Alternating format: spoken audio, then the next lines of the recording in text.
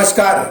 आपके अपने YouTube channel समय की पुकार में मैं ओम कसारा आप सभी दर्शक बंधुओं का हार्दिक स्वागत और अभिनंदन करता हूं।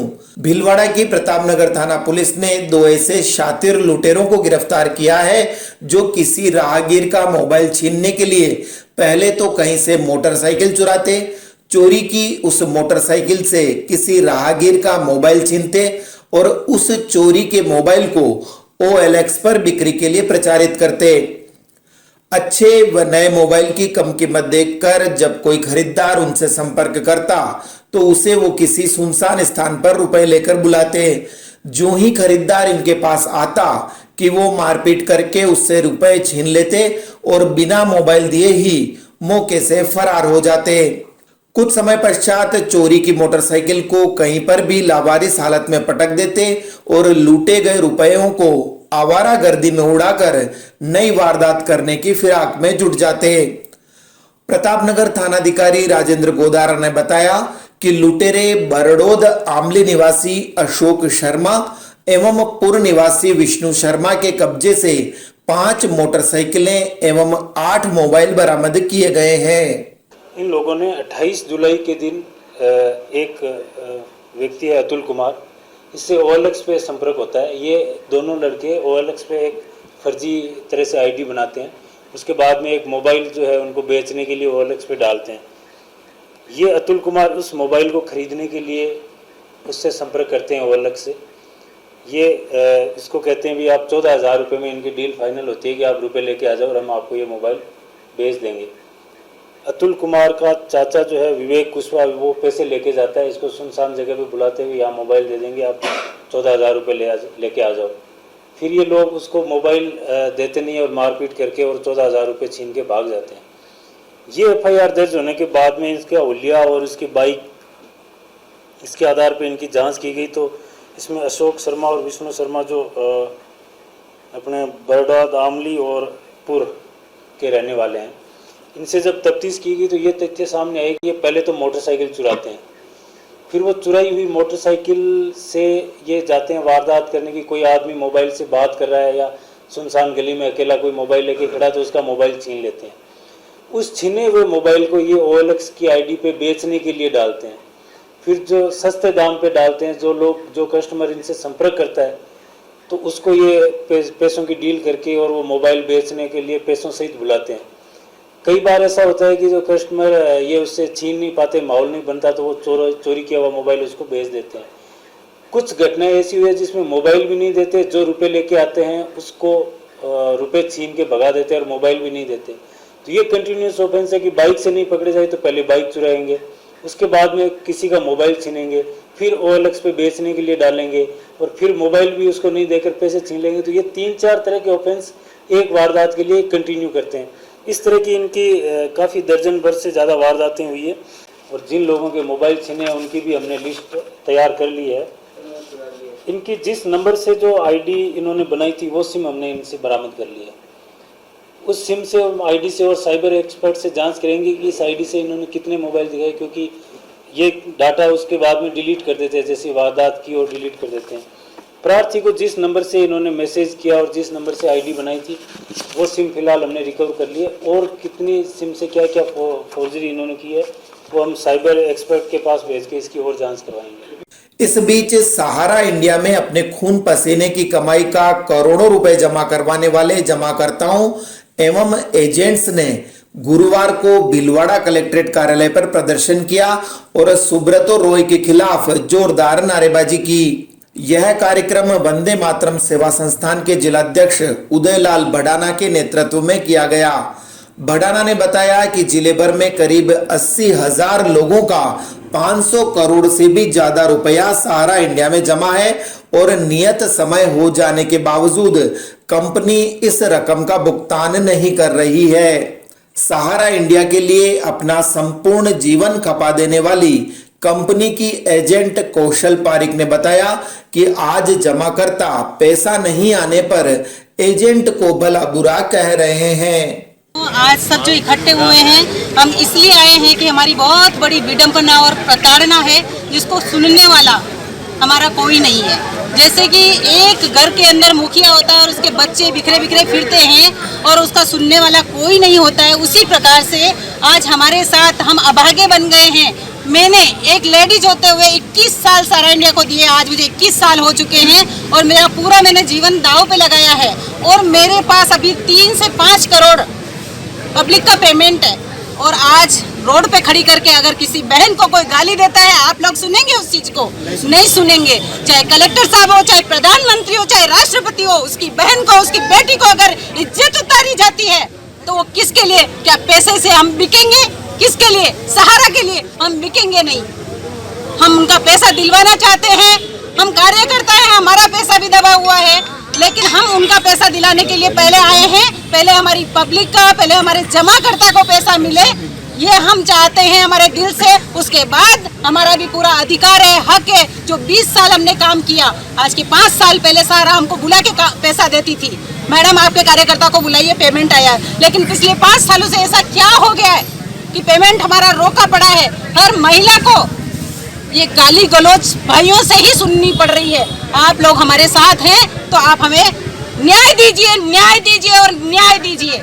इधर भीलवाड़ा डेयरी एवं हिंदुस्तान जिंक लिमिटेड के संयुक्त तत्वाधान में प्रदेश की पहली सेक्स सॉर्टेड सीमेन योजना का शुभारंभ डेयरी चेयरमैन रामलाल जाट एवं जिला कलेक्टर शिव प्रसाद एम नकाते द्वारा किया गया। इस मौके पर पूर्व सभापति ओम प्रकाश नारायणवाल, हिंदुस्तान जिंक के निदेशक विनोद, डेयरी की प्रबंध सलाहकार आशा शर्मा एवं संगीता साइनी सहित भीलवाड़ा डेयरी व हिंदुस्तान जिंक के कई अधिकारी एवं सहयोगी भी मौजूद थे। कार्यक्रम के दौरान कोरोना से दिवंगत हुए भीलवाड़ा डेयरी परिवार के सदस्यों के परिजनों को 50-50 हजार रुपए की सहायता राशि के चेक भी वितरित किए गए। डेयरी चेयरमैन रामलाल जाट ने कहा कि हिंदुस्तान जिंक लिमिटेड के साथ जो MOU साइन किया गया है वो आने वाले समय में कई मायनों में मील का पत्थर साबित होगा। हिंदुस्तान जिंक के माध्यम से सॉर्टेड सीमन जो वैब के माध्यम से जो सीमन आता है उसमें 90% गारंटीज है कि किसान के बछड़ी ही पैदा होगी। एक बहुत बड़ी समस्या गाँव में इन सांडों की थी जो आवारा घूमते हैं, खुले में घूमते हैं, क्योंकि जब किसान को प्रॉफिट देता था तब वो किसान अच्छी तरीके से गाय पशुओं को पालता था। लेकिन धीरे धीरे समय ऐसा आया कि आज बुल की जरूरत नहीं रही, तो इस हिसाब से सेक्स सॉर्टेड सीमन काफ़ी महंगा था, उसमें हिंदुस्तान जिंक ने हमारा को फाइनेंशियल सपोर्ट किया है। उसी के माध्यम से जिला कलेक्टर महोदय आज हम सभी लोगों ने मिलकर इसका MOU किया। आने वाले समय में इसका विस्तार पूरे जिले राजस्थान में करने के लिए आश्वासन भी दिया और हमारे यहाँ शुरुआत हो चुकी है। तो भीलवाड़ा के किसानों को इन चीज़ों की निश्चिंत रहना चाहिए। बेरोजगार लड़के हैं, उनको रोजगार की तरफ बढ़े तो किसान के लड़के पशुधन पालने में आगे बढ़ सकता है। उसमें कई ऐसी योजनाएं हैं जो हमने मंजूर की है जिससे सीधा उसको फायदा मिलता है। बैंक लोन भी है, डेयरी पे सब्सिडी भी है डेयरी के हिसाब से। इस तमाम चीज़ें हमने MOU के माध्यम से भी इस बछड़ी वाली स्कीम में किया।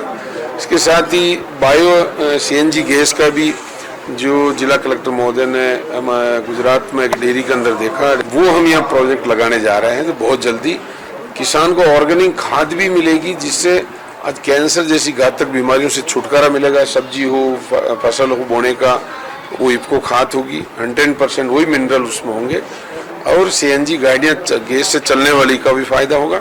सबसे अच्छा इसमें क्या कि ONGC ने जो भी हम गोबर से गैस पैदा करेंगे वो 100% वो खरीदने को एग्री है जो हमारी बचने के बाद, तो हमें कहीं कोई मार्केट की दिक्कत नहीं है। तो बहुत ही अच्छा आज भीलवाड़ा डेयरी के लिए एक मील का पत्थर जो 50वीं गोल्डन जुबली है जी, शुरुआत हुई इसी महीने से, तो उसी में पूरे साल ये प्रोग्राम चलेंगे। कलेक्टर शिव प्रसाद एम नकाते ने कहा कि इस योजना को संपूर्ण जिले में लागू करने के लिए जिला प्रशासन अपना पूर्ण सहयोग प्रदान करेगा। भीलवाड़ा डेयरी के माध्यम से आज हिंदुस्तान जिंक के सहयोग से सॉर्टेड सीमेंट के प्रोग्राम में आज जो किसानों को, पशुपालकों को जो सहयोग मिलेगा, मैं समझता हूँ कि एक ये अग्रणी प्रयोग है राजस्थान में, तो इससे किसानों को लाभ होगा। और डीएमएफटी के माध्यम से भी विभिन्न योजनाओं के तहत पशुपालकों और किसानों को सहयोग करने का पूरा प्रयास प्रशासन द्वारा किया जाएगा। और अब अंत में वस्त्र नगरी के युवा पत्रकार पवन बावरी ने बताया कि राजस्थान भर के उत्पादकों को निर्यात करने के लिए प्रेरित करने की खातिर राज्य सरकार ने मिशन निर्यातक बनो योजना प्रारंभ की है। जिला उद्योग केंद्र के महाप्रबंधक विपुल जानी ने बताया कि रिको एवं उद्योग विभाग द्वारा शुरू की गई इस अनूठी पहल के दौरान जो भी उद्यमी अपने व्यवसाय को दिन दूनी और रात चौगुनी गति प्रदान करने के लिए विदेशों में भी अपने उत्पाद बेचना चाहते हैं, वो कार्यालय समय में जिला उद्योग केंद्र पर आकर आयात निर्यात कोड मौके पर ही जारी करवा सकते हैं। राज्य सरकार द्वारा मिशन निर्यातक बनो शुरू किया गया है। इस मिशन का प्रमुख उद्देश्य ये है कि राज्य से निर्यात योग्य वस्तुओं का निर्यात बढ़ाया जा सके और राजस्थान में कई ऐसे उत्पाद हैं जिनका निर्यात संभावना बहुत अच्छी है। इसी उद्देश्य से राज्य सरकार ने ये मिशन निर्यातक बनो जो है वो लॉन्च किया है और राज्य सरकार का ये मंशा है कि हर उत्पादक अब निर्यातक बने। इसी उद्देश्य से इस मिशन को शुरू किया गया है। मिशन के अंतर्गत जो भी उद्यमी निर्यातक बनना चाहते हैं वे जिला उद्योग केंद्र में संपर्क कर सकते हैं। यहाँ पर उन्हें किस प्रकार से निर्यात किया जाता है इसकी जानकारी प्रदान की जाती है। साथ ही निर्यात हेतु आवश्यक जो प्रक्रियाएं हैं उनके बारे में जानकारी दी जाती है। उनका निर्यात कोड हेतु रजिस्ट्रेशन भी करवाया जाता है उसके अंतर्गत। साथ ही साथ पहला जो वो कंसाइनमेंट भेजेंगे वहाँ तक एक तरीके से उनको हाथ पकड़ के आगे तक ले जाने का काम जिला उद्योग केंद्र द्वारा किया जा रहा है और ये हैंड होल्डिंग जो प्रैक्टिस है इसी से उनको एक अपने संबल प्राप्त होगा और वो आगे निर्यातक बन सकेंगे। तो मेरी सभी से यही अपील है कि जो भी व्यक्ति कुछ करना चाहते हैं, कुछ आगे बढ़ना चाहते हैं, वो जिला उद्योग केंद्र में संपर्क करें, यहाँ पर जानकारी प्राप्त करें और अपना निर्यातक कोड यहाँ से प्राप्त करें। तो इस बुलेटिन में आज इतना ही। यदि आपको पसंद आया हो तो इसे लाइक व शेयर अवश्य करें और आपके अपने YouTube चैनल समय की पुकार को सब्सक्राइब करना न भूलें। धन्यवाद। जय हिंद, जय भारत।